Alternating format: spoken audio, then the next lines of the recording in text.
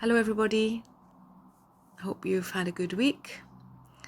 I got such a nice response to the video I posted last week that I thought I would make another one. And I've actually reactivated my YouTube channel, which had one thing on it. It was a video I made in 2014 about the work of the Funky Frog Clubs. And it's actually worth a look because the description of how the clubs are run is still up to date. Just the numbers are out of date. In 2014 there were 19 clubs and today there are over 50. And you can also see what I looked like when I lived in Colombia.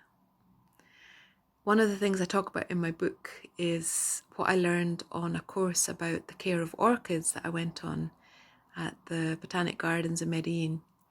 And I was so excited about learning to trim back the dead roots on orchids that I rushed back to my flat and chopped away at my orchids and promptly killed them all off.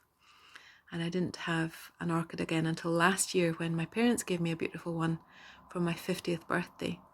And it's actually bloomed again this year, just in time for my 51st birthday, in fact, at the end of April. And watching it bloom has been one of the joys of lockdown for me.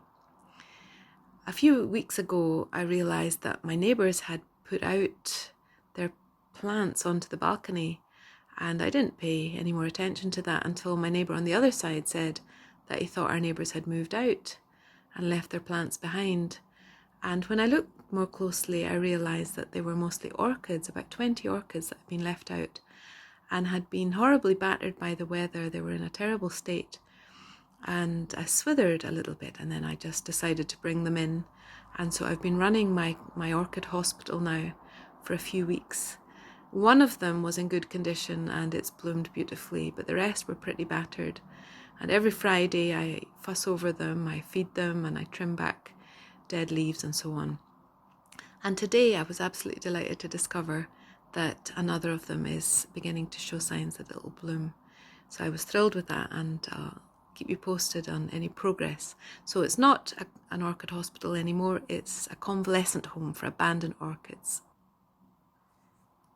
If you'd like to read more about my experiences in Colombia, you can buy my book as an ebook on Amazon, and the details are below the video. If you've read it and enjoyed it, remember you can comment on it and leave a rating on the Amazon page, and you can recommend it to your friends and family. So that's the story of the Orchid Hospital. Tune in next week for another episode.